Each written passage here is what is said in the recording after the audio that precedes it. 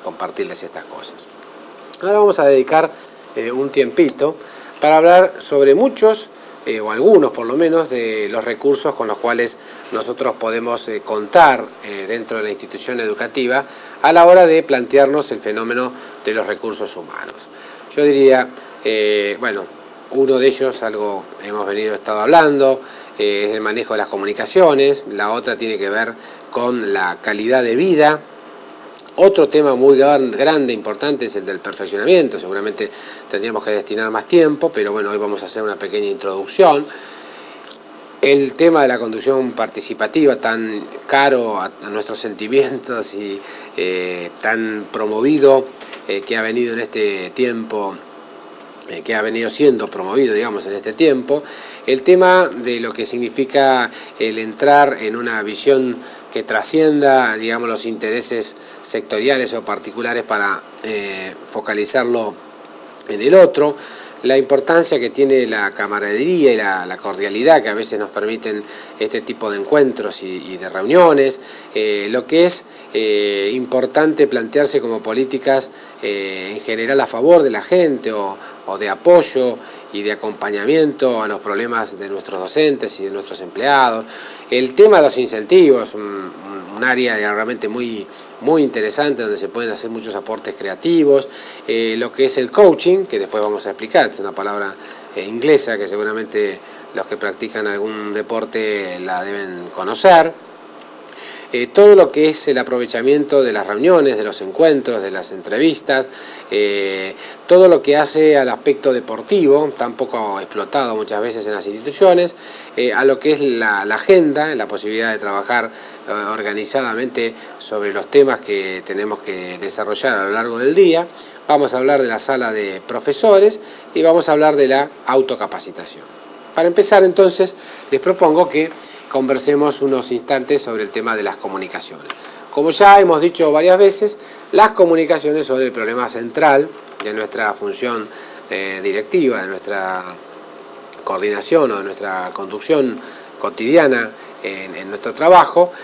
¿Por qué? Bueno, porque en última instancia todo lo que nosotros tenemos que hacer es justamente asegurar una buena interacción entre todos los miembros de una comunidad, y justamente el elemento principal que permite la coagulación y permite el armado y el ensamble de los proyectos es justamente el tema de las comunicaciones. Por eso este es el problema central, y la mayoría de los conflictos y las resistencias y de los problemas que nosotros tenemos, de hecho en la pirámide lo ponemos abajo, tiene que ver con justamente el tema de las comunicaciones. Por eso me parece que dentro de nuestras prioridades, la comunicación debería tener un lugar central, debería ser una de las cosas más importantes a la que deberíamos prestar mayor atención, porque evidentemente en la medida en que yo pueda tener una estrategia de comunicaciones, voy a asegurar que por lo menos lo que tiene que ver con la información y con la transmisión de aquellas cosas importantes está asegurada. Para esto yo no quiero abundar, pero habría muchísimos ejemplos, pero me parece que es importante que nos quede de nuevo claramente instalado internamente que las comunicaciones requieren una estrategia particular de desarrollo y que entonces por eso tenemos que prestar particular atención. Todo el tema de calidad de vida. Esta es una prioridad, yo diría, novedosa, que quizás tiene que ver con todos los movimientos hacia favor de la ecología, y dentro de la ecología humana, como decía el Papa, ¿no? Es decir, el individuo en realidad a través del trabajo, como ya lo hemos insinuado, se realiza como persona y busca una mejor calidad de vida. Es decir, todos nosotros trabajamos porque a través del trabajo nos planificamos como seres humanos, pero además porque recibimos un salario, y este salario nos permite comprar la comida, tener la ropa que hace falta, alimentar a nuestros hijos, instruirnos, capacitarnos. Bueno, todo esto tiene que ver profundamente con lo que es calidad de vida. La calidad de vida entonces es un apelativo y una necesidad que está muy fuertemente vinculado a lo que ya muchas veces hemos compartido, que es el problema o el fenómeno o el derecho, digamos, de la dignidad de la persona humana, como eje central y conductor de todas nuestras acciones. Y la otra cosa que me parece importante es esto que a mí me gusta plantear, como que nosotros somos encargados de las personas con las cuales compartimos la mayor cantidad del día, o sea, como que hay una responsabilidad, y entonces sabemos que a través de un trabajo que tome en cuenta esta contribución a la persona, vamos a estar justamente colaborando y ayudando en un proceso donde si logramos instituciones que respeten la calidad de vida, en el fondo nosotros mismos vamos a ser beneficiados porque vamos a obtener justamente una mejor calidad de nuestro trabajo. Bueno, acá hay muchas alternativas, nosotros hemos contado algunas, y a mí muchas veces cuando trato de ejemplificar, algunos colegas, algunos compañeros, algunos alumnos me traen también otras experiencias y otras expectativas, pero acá hace algunos años habíamos empezado, y ahora este año lo estamos retomando de nuevo, que era esto del día antiestrés, ¿no? Que es una metodología, una dinámica que en el fondo lo que trata es de, podríamos decir vulgarmente, desenchufar a los docentes de su actividad cotidiana y mostrarles que lo importante son las personas, que nos preocupa justamente la organización personal, y que en el fondo no hay nada tan importante como el respeto de esta identidad. Entonces, bueno, creo que algunos de ustedes seguramente lo conocen, es un día que se invita a gente, son unas 20 personas, más o menos 25 personas de toda la institución, de distintas secciones, se los invita a pasar una mañana en el Bajo. Esto empieza con algunas actividades lúdicas, algún juego que es la búsqueda, algo parecido a la búsqueda del tesoro, que los hace caminar para que haya algún ejercicio físico, digamos, y a la vez divertido, pues si no haríamos como los japoneses, que haríamos una sesión de educación física, pero no. Bueno, esto permite que después, a través de actividades grupales, de dinámicas, de otros juegos, bueno, se produzca un proceso de integración que termina al mediodía con un almuerzo, un asado normalmente, al cual, bueno, asistimos los directores de todo el colegio para acompañarlos, y bueno, y finalmente se les libera, digamos, el día, así que se los deja, sobre todo a los profesores que trabajan mañana y tarde, los profesores full time, se les permite que vayan a sus casas. Bueno, ustedes seguramente en sus instituciones tendrán algunas otras estrategias similares, pero lo que buscan es justamente mejorar la calidad de vida. Otra de las cosas que tiene que ver es con el contexto y con el entorno, después lo vamos a ver en otras partes, pero es decir, el ambiente de trabajo donde desarrollamos tantas horas de nuestra vida, tenemos que tratar de que sea un lugar adecuado, que tenga buena iluminación, que tenga buena ventilación, que además, qué sé yo, nosotros acá intentamos, como las aulas son por materia y son por profesor, cuando se empezó con esta filosofía, los profesores elegían el tipo de cortina, el color de la tela que se iba a utilizar en la cortina, y en algunos casos en el escritorio el profesor tiene la foto de su familia, ¿sí? Porque ese es el ámbito principal de trabajo, no es un lugar al cual van los alumnos y va el profesor, sino que bueno, tratamos de que la gente esté considerada. El tema de las oficinas, de los directivos o de las personas que tienen que trabajar mucho tiempo sentada, los recursos, que bueno, que la gente tenga lo que hace falta para desarrollar su trabajo. Estas son cosas que siempre se puede hacer más, pero es decir, me parece que es importante tenerlas claras como importantes, que son situaciones que nosotros debemos asumir y que debemos tratar de buscarles soluciones y alternativas. El tema del perfeccionamiento es otro gran tema que en este momento creo que no se discute, pero bueno, es decir, nos parece que nos moviliza todas las transformaciones que se han operado en el ámbito educativo, toda la reforma nos condiciona y nos impulsa al tema del perfeccionamiento. La otra cosa, bueno, ya también podríamos dedicar toda una clase a esto, pero es una exigencia ciertamente de todas las transformaciones que vive la sociedad y el mundo, y es una exigencia no solamente de los chicos, sino de las familias y de la comunidad toda. La otra cosa también importante es esta situación que vive la sociedad de la necesidad de una formación continua. Es decir, lamentablemente nosotros sabemos que cada vez más vamos a tener que seguir capacitándonos prácticamente hasta que dejemos de trabajar. Y además, como las leyes sociales cada vez nos van llevando más arriba con la edad de la jubilación, pareciera que esto en realidad lo vamos a necesitar hasta que nos vayamos de este mundo. Por eso es importante, entonces, habida cuenta de esto, de la generación de espacios institucionales que nos permitan justamente resolver alguna de estas cuestiones. Entonces me parece necesario que se dispongan tiempos a lo largo del año. Cada institución verá cómo lo resuelve. Es decir, hay situaciones en las cuales nosotros, por ejemplo, hace algún tiempo teníamos un espacio que era un día completo, una tarde completa, que se dedicaba al perfeccionamiento y se pagaba eso como si fuera un trabajo más, ¿no? Pero bueno, si no hubiera posibilidad de hacer esto, no siempre se disponen de recursos, quizás lo que hay que prever es, bueno, 4 sábados al año que vamos a destinar para el tema de la capacitación, o buscar otros mecanismos de vinculación con algunas actividades que nosotros podemos desarrollar desde la institución para que el personal pueda ir teniendo una resolución dentro de la escuela de su problema de capacitación. La otra cosa es la de empujar a la gente, movilizar, promocionar dentro de la institución a que la gente haga estudio, la gente se capacite.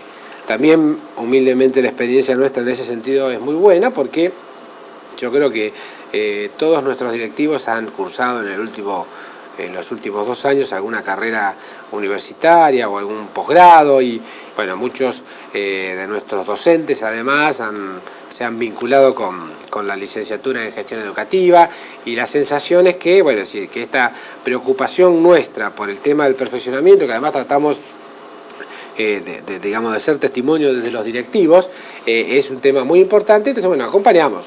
A veces también, dependiendo de la situación y las posibilidades de cada institución, se los puede acompañar económicamente. Entonces, bueno, acá también hace mucho tiempo que a las personas que estudian se les asigna algún porcentaje de lo que es el costo del curso, si no, se les paga todo el curso completo, porque a lo mejor puede haber situaciones donde la institución tiene un alto interés en que esto suceda. Por ejemplo, ahora nosotros estamos con el tema de calidad, y bueno, estamos haciendo algunas inversiones para capacitar a algunas personas en el tema de calidad, y bueno, se paga totalmente porque es una preocupación institucional. De cualquier manera, la perspectiva, por lo menos la voluntad, es que cualquiera sea la cosa que una persona ejerza para capacitarse es buena, aunque sea en floricultura o en cosmología de avanzada o lo que fuere, porque hay una voluntad, y esa voluntad nos parece que ciertamente hay que acompañarla y hay que tratar de lograr. Por eso también en las instituciones tenemos que intentar la promoción de este tipo de experiencias. Conducción participativa. Bueno, ¿qué significa la conducción participativa? Ustedes saben que yo siempre sostengo que participación no es lo mismo que democracia.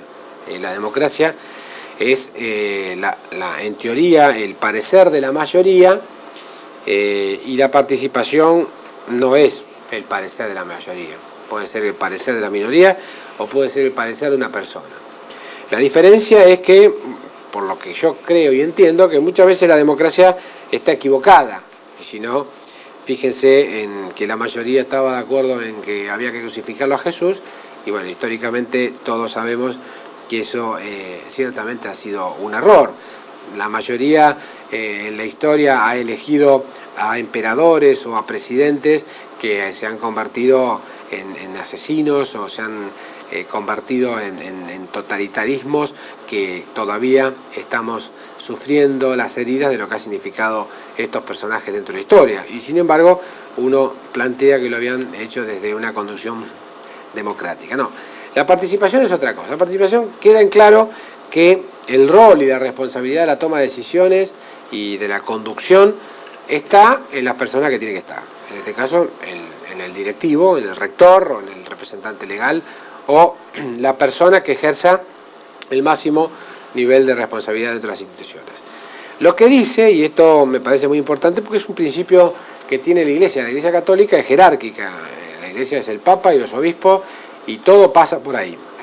Pero sí tiene una voluntad participativa, que quiere decir que yo para tomar las decisiones tengo que tratar de consultar y de hacer partícipe a la mayor cantidad de personas dentro de mi institución. Entonces, esto en realidad no tiene un límite, no es que la participación es solamente sobre el personal que trabaja directamente conmigo, sino que no, yo tendría que tratar de llegar a donde más lejos pueda llegar, para enriquecer los elementos que me hacen a mí tomar una decisión. Y este es el significado fundamental de la conducción participativa. La conducción participativa busca justamente que toda la cantidad de gente que tiene algo para decir, algo para opinar, lo puede expresar. Por supuesto que la regla tiene que ser clara, que decir, bueno, no lo que opina la gente necesariamente es lo que se va a hacer, pero sí el hecho de tratar de que las personas se involucren. Por supuesto que en esto también hay instancias, y nosotros, por ejemplo, lo que es el ideario educativo se decide de arriba para abajo.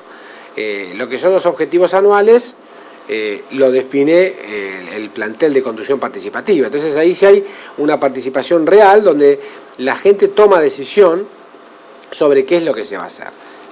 Bueno, una de las cosas que a mí me gusta aclarar es el tema de la delegación. Yo en realidad la palabra delegación me parece que está mal expresada, porque si uno delega, lo que tiene que hacer es un haragán, es un vago, y entonces no está cumpliendo con su trabajo. Entonces, yo siempre digo que lo que a mí me compete no se lo delego a nadie, que es la responsabilidad sobre la animación de todo el equipo de conducción y el tomar determinadas decisiones. Lo que yo me planteo es que, en realidad, la mayoría de las cosas que supuestamente tengo que hacer yo, no la tengo que hacer yo, la tienen que hacer los demás. Y entonces acá se aplica lo que se llama el principio de subsidiariedad. El principio de subsidiariedad dice que ninguna estructura superior tiene que asumir lo que la inferior podría hacer por sí misma. Es un principio que se asigna, digamos, a la organización del Estado, donde dice que, bueno, si el municipio puede resolver algo, no tiene por qué asumirlo la provincia. Y si la provincia puede resolver un tema, no tiene por qué asumirlo la nación. Y más para abajo es, si los privados pueden resolver el tema, no tienen por qué asumirlo el Estado. Entonces, el Estado debería garantizar que eso asume aquellos temas que son indelegables. El Estado no delega temas. Bueno, acá es lo mismo. Es decir, en la conducción participativa no se delegan responsabilidades. Las responsabilidades están en quienes tienen que ejercerlas. Lo que pasa es que hay un criterio mucho más amplio y generoso de, yo diría, imprescindibilidad. Es decir, somos todos prescindibles, y uno tiene que plantearse que en realidad las estructuras inferiores tienen que resolver la mayor cantidad de situaciones y de problemas que se nos presentan. Entonces, desde esta concepción, yo tendré que trabajar mucho en el tema de la capacitación, tendré que aceptar que las decisiones que se toman en algunas áreas son distintas a las que tomaría yo, pero justamente este es el principio que garantiza esto que planteamos de delegación participativa. Por eso, la importancia en el proceso de decisión, de toma de decisiones, que es que yo la enriquezco con el aporte de la mayor cantidad de gente posible, pero que a la vez, digamos, aquellas cosas que son privativas y que dependen de algunos niveles de conducción, se asegura que van a estar siempre en esa instancia. Y la otra cosa también que me parece significativa en cuanto a lo que es la toma de decisiones, creo que con la conducción participativa se logra realmente enriquecer y se logran soluciones mucho más estimulantes para toda la estructura, porque permiten que la decisión no sea de un intuitivo o de una persona capaz, que vieron que viene el director, las cosas que decía, sino que todos se sienten como parte de esa propuesta. Bueno, y la otra cosa, digamos ya redondeando el tema de la conducción participativa, es que para que haya realmente una conducción participativa debe haber estructuras participativas. Es decir, es mentira decir, nosotros tenemos un procedimiento de conducción participativa si yo nunca me encuentro con mis directivos. Es mentira decir, tenemos una conducción participativa si yo realmente no tengo reuniones o no tengo encuentros con otras personas dentro de nuestra institución. Entonces, es decir, hay que aprender a generar estructuras participativas. Si no, realmente no hemos pasado del dicho al hecho, y entonces esto es un tema gravoso. El tema del trabajo en equipo y del interés por el otro, yo creo que es muy importante el aprender a trascender aquellas cosas que son estrictamente laborales, trascender el ámbito de las cuatro paredes de la institución para meternos en una línea mucho más humana para descubrir al docente, al empleado, al compañero de trabajo desde su universo familiar, desde su universo personal, en el cual hay cosas que no tienen nada que ver con el trabajo, pero nosotros sostenemos que deberían ser de nuestro interés. Todo lo que hace a los afectos, a las emociones, a los sentimientos, la importancia que tiene de poder llegar a estar acompañando a una persona que está enferma o que ha tenido la muerte de un familiar.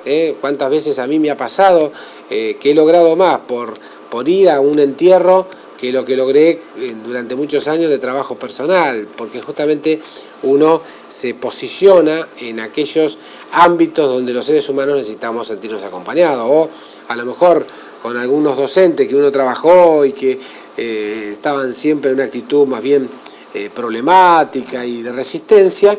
Bueno, cuando uno fue a visitarlos en un momento importante de su vida, porque habían tenido un accidente o porque habían tenido una operación muy seria, bueno, esto hace que se cambie totalmente la conducta.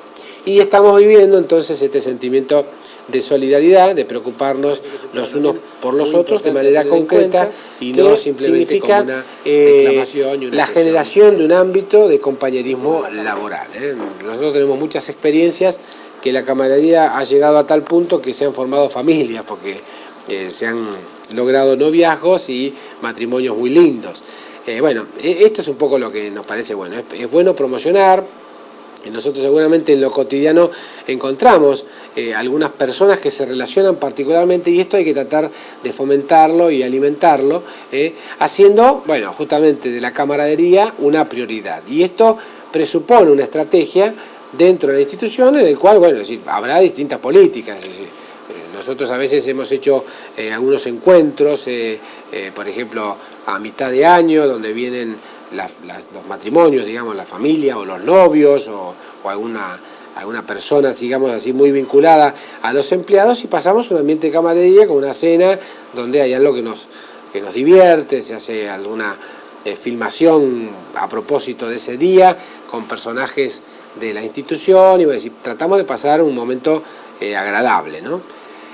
Siempre estas cosas hay que planteárselas desde el punto de vista de lo que es la cordialidad, y digamos, lo importante sería que ustedes pudieran llegar a hacer propuestas concretas dentro de las instituciones donde trabajan para poder lograr cumplir o realizar este tipo de situaciones tan necesarias, digamos, para lograr un ambiente de trabajo más cálido y más humano y más sensible a las necesidades que solemos tener todos nosotros.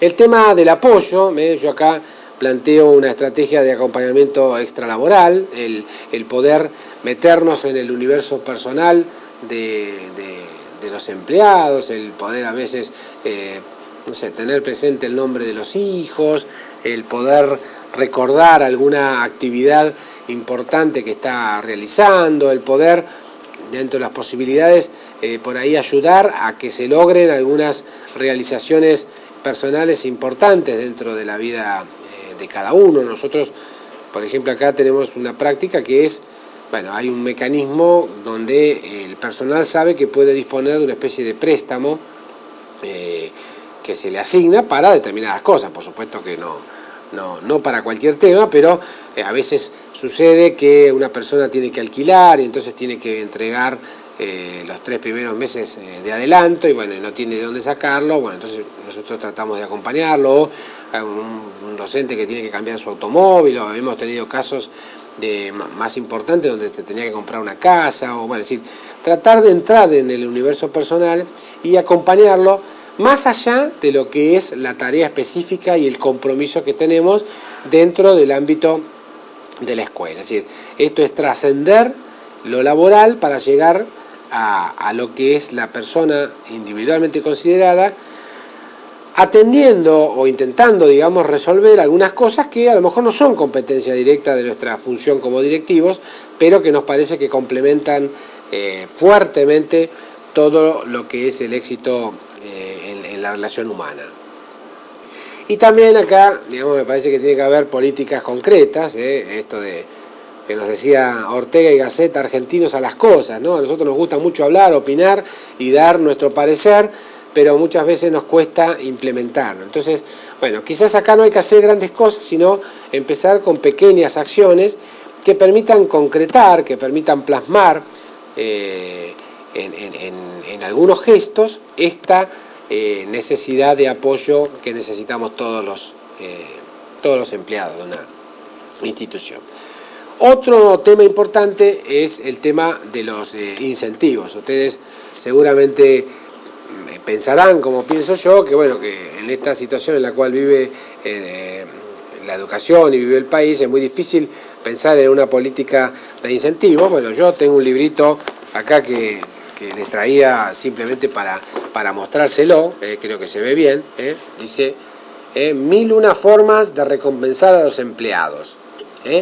Bueno, este librito, que es de Bob Nelson, si les interesa después les digo los datos para que lo puedan comprar, habla de muchísimas maneras de recompensar a la gente que no son inversión de dinero, es decir, que no es un gasto y que no necesariamente significa un bono. Es decir, el tema de los incentivos entonces es un tema importante, porque tiene una significación. Muchas veces este librito que les mostraba recién dice que simplemente el dar las gracias, el agradecer es un incentivo. Bueno, es importante que esto nosotros como directivos, que estamos resolviendo conflictos, que estamos tomando decisiones sobre situaciones difíciles, que estamos corrigiendo muchas veces el accionar de los docentes y de los empleados en general, bueno, sepamos que también hay que ayudar a que la gente se sienta reconocida, a reconocer todo el esfuerzo que se realiza. Bueno, y entonces esto es el tema de los incentivos, que podemos plantearnos incentivos materiales, a lo mejor un pequeño regalo, en todo por 2 pesos lo podemos comprar, así que no es caro, o a lo mejor una tarjeta en un momento dado, o a lo mejor una carta de agradecimiento. Es decir, hay muchas formas y muchos modelos y muchos tipos de incentivos que se pueden llegar a aplicar. Bueno, lo importante es tomar conciencia de que esto es necesario que nosotros lo hagamos. Yo diría que esta es una demanda de justicia, no es porque nosotros como política de recursos humanos somos inteligentes y aplicamos una metodología, sino que esto me parece que no hacerlo es generar un pecado de omisión muy grande, y en el fondo me parece que después tendremos que rendir cuentas a la hora de nuestro juicio, justamente por no haber cumplido con algo que era esencial. Por eso me parece también, nuevamente yo estoy intentando que en todas estas cosas ustedes puedan aterrizar en concreto en la generación de cosas específicas, de estructuras, de instancias, de tiempos, que puedan hacer un plan de incentivos para las instituciones donde están trabajando. El tema del coaching, esta palabra que en realidad se utiliza para especificar algo que se hace dentro de muchas instituciones, en empresas grandes, prácticamente en todas, que es una especie de padrinazgo, que tiene que ver con que algún directivo de la alta gerencia se hace cargo de algún empleado en el cual se ha definido un proceso, digamos, de capacitación gerencial. Entonces hay un sistema en el cual estos padrinos asumen de alguna forma la carrera profesional, la carrera que desarrollará un determinado empleado a lo largo de su vida. Esto es de alguna forma una responsabilidad donde, si bien por supuesto cada uno es responsable de su carrera, pero es como que hay alguien que asume la representación o la tutoría o la coordinación o el acompañamiento de lo que es la carrera de un individuo. Esto además es estructuralmente hablando, no es que cada uno agarre y dice, ay, mirá qué simpático esta chica o este muchacho, yo lo voy a acompañar para que le vaya bien, sino que se define y se le dice, bueno, a ver, el director de la primera sección se va a hacer cargo de tal maestro porque queremos que se capacite para que el día de mañana podamos tener una persona que nos pueda servir a la hora de tomar decisiones de que un cambio directivo, de cumplir una posición, nos pueda servir para asegurar que está capacitado. Por eso yo digo que esto es una especie de escuela de conducción y creo que es la mejor escuela de conducción, porque los gerentes y los directivos en realidad no tienen muchas oportunidades de capacitarse. Por suerte ahora están apareciendo algunas carreras, pero es decir, las carreras también me plantean generalidades, no tengo la posibilidad en concreto de hacerme en el trabajo. Entonces, el trabajar en esta filosofía de coaching o de padrinazgos es realmente trabajar por la conducción. Otro recurso, estamos viendo recursos así rápidamente, es el tema de las entrevistas. Las entrevistas son una de las cosas que hacemos cotidianamente y a las cuales, digamos, me parece que es necesario rescatar, digamos, la importancia que tienen las entrevistas. A través de ellas conocemos personas, nos enteramos de temas, resolvemos problemas, tomamos decisiones, y entonces por eso es que es muy importante tener algunas cosas presentes. Una es el lugar. Yo muchas veces cuento estas experiencias de reuniones que se hacen en lugares fríos, lúgubres, poco iluminados, y esto ya nos predispone de una manera realmente negativa para la resolución de problemas. Por eso, cuando uno presenta una entrevista, tiene que pensar bien en el lugar donde se encuentra, ¿no? Bueno, si es una oficina, si es un living, es importante que todas las instituciones tengan un lugar para entrevistarse con los padres o para poder tener una reunión con los docentes. La otra cosa que me parece importante es en qué momento conviene hacer las entrevistas. Esto tiene que ver con los horarios de trabajo, tiene que ver con los problemas, tiene que ver con las situaciones. A veces es conveniente demorar una entrevista a la espera de mayor cantidad de información o de mayores testimonios. Otra de las cosas importantes es, voy a decir, el tipo de entrevista que yo voy a tener. Hay entrevistas que son simplemente para tomar información, hay entrevistas que son para comunicar un ascenso, hay entrevistas que son para decidir una medida disciplinaria, hay entrevistas que tienen distintos temas. Entonces es bueno tener en claro cuáles son los temas y cuál es el tipo de entrevista que yo voy a tener. Yo siempre cuento que cuando empecé acá ya hace muchos años, el primer año tuve, creo que fueron 400 y pico entrevistas con padres. Entonces me di cuenta que yo no iba a poder hacer otra cosa que no fuera entrevistar a los padres. Y dentro de este principio de conducción participativa, me pregunté si era yo el que tenía que entrevistar a los padres. Evidentemente las conclusiones fueron que no. Los directores realmente tenían toda la información necesaria para atender adecuadamente a los padres, y yo decidí que solamente por excepción y en el caso de que un director me lo derivara, yo iba a tener padres, que si no los demás iban a ser resueltos en esa instancia. Por eso es muy importante el tema de decidir claramente el tipo y el tema. El otro tema es el manejo de las preguntas. Muchas veces nos encontramos en situaciones, ustedes seguramente darán testimonio, donde uno no sabe para qué se reunió, para qué está perdiendo el tiempo, porque no sabe cuál es el tema que lo convoca, no sabe.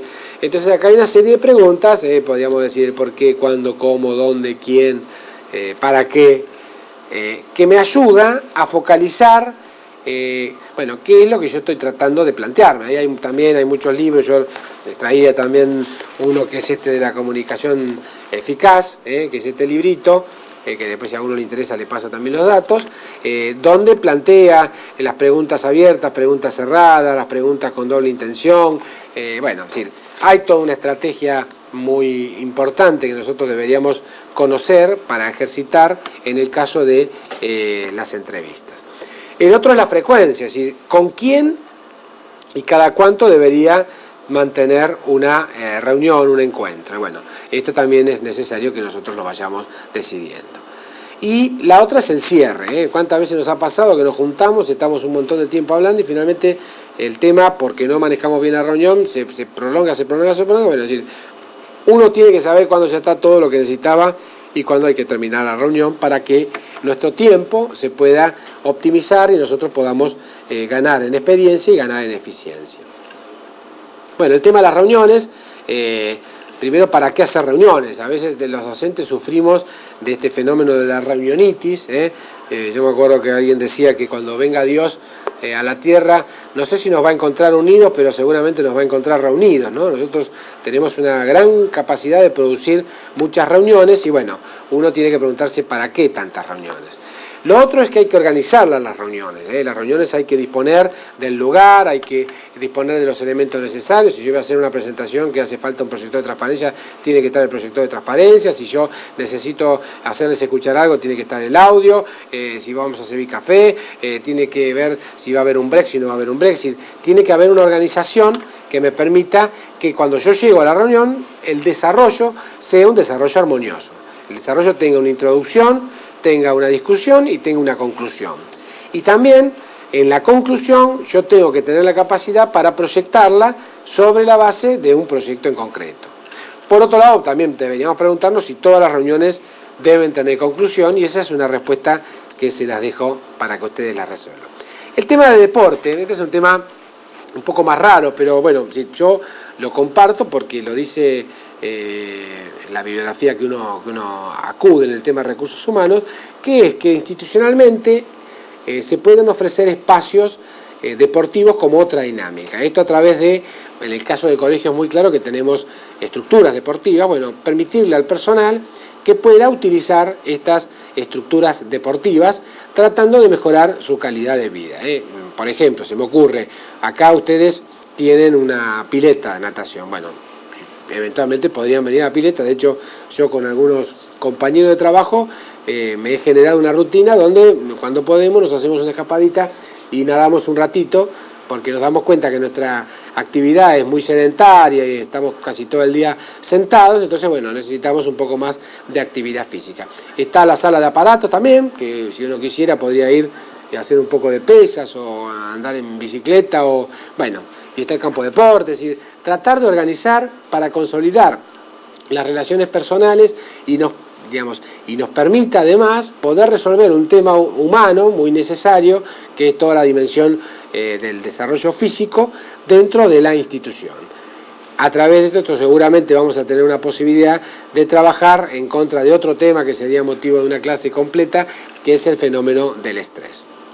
Otro recurso que tenemos es en la agenda, es decir, a mí me parece muy importante que nosotros tengamos en claro qué es lo que va a pasar a lo largo del día, que nosotros nos vayamos, por lo menos yo trato de que sea práctica en mi trabajo, nos vayamos a la noche o cuando termine nuestra actividad con un repaso de lo que vamos a hacer en el día siguiente, en donde vamos a anotar desde la fecha de los cumpleaños de los compañeros y amigos hasta las reuniones o las tareas o los trabajos que tengo que realizar. Por eso es muy importante, a partir de la agenda, por ejemplo, hacer un análisis del tiempo. De esto que yo les contaba, de los 400 y pico de reuniones con los padres, es una cosa que la deduzco de un análisis de la agenda y veo que en realidad mi tiempo está destinado solamente a un aspecto que es muy importante, pero que no es el único.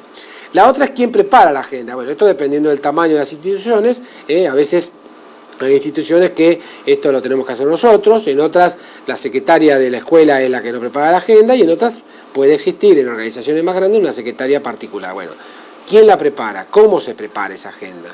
¿Cuándo la carga? Es decir, ¿cuándo se utiliza esa agenda? Y bueno, y lo importante de la agenda no solamente es para organizar el tiempo, sino para permitirnos un análisis y una reflexión acerca de cómo estamos nosotros utilizando nuestro tiempo. Este es un tema muy importante y bueno, me parece que también es animarlos, invitarlos a que tengan una agenda. Nosotros institucionalmente lo que hacemos es le damos una agenda a cada docente, a cada empleado a fin de año para que bueno, justamente tengan resuelto el problema de la escritura, porque alguno podría decir, bueno, no, pero me tengo que comprar una agenda y sale muy cara, y bueno, sí, la agenda es muy importante, por eso es necesario que nosotros le demos un tiempo. Sala de profesores.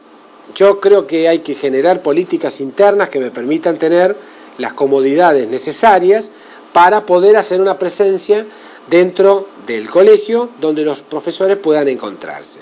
Tiene que haber una infraestructura adecuada, sin un lugar, un salón, con las cosas que hacen falta, una mesa, sillas, que además sea un ambiente agradable, que permita el encuentro informal, que permita la posibilidad de generar un clima cordial. Yo me acuerdo también hace muchos años cuando vine acá, la sala de profesores era un salón que no tenía sillas, estaba mal decorado, era un lugar frío. Bueno, ¿por qué? Bueno, porque la política era que los profesores tienen que estar en el aula.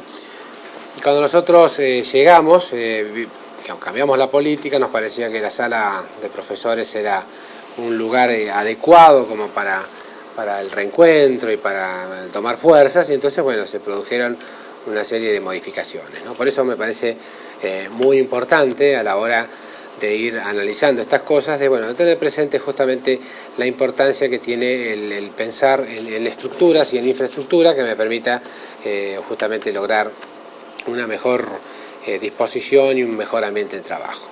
Y finalmente, para terminar, estaría el tema de lo que nos importa resaltar, que es el tema de la autocapacitación, en la cual yo, simplificando también, marcaría 3 prioridades. La primera es que nos tenemos que capacitar porque el negocio, en el buen sentido que nos desafía, nos requiere justamente nuevos perfiles y nuevos conocimientos que en este momento no tenemos.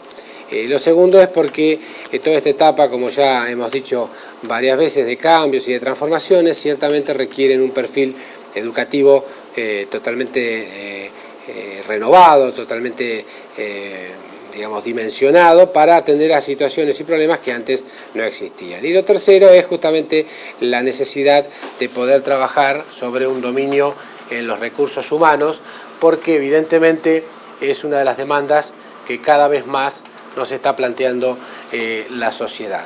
Por eso creo que es importante que todas estas cosas nosotros las tengamos en claro y que podamos plantearnos hacia adelante una estrategia que nos ayude justamente a modificar estas cosas que nos parece que son necesarias para lograr un mejor objetivo de nuestro trabajo. Y entonces, si les parece, redondeamos así esta parte de la clase, y entonces los invito a que sigamos escuchando un poquito más este tema de Rondón de los Cielos.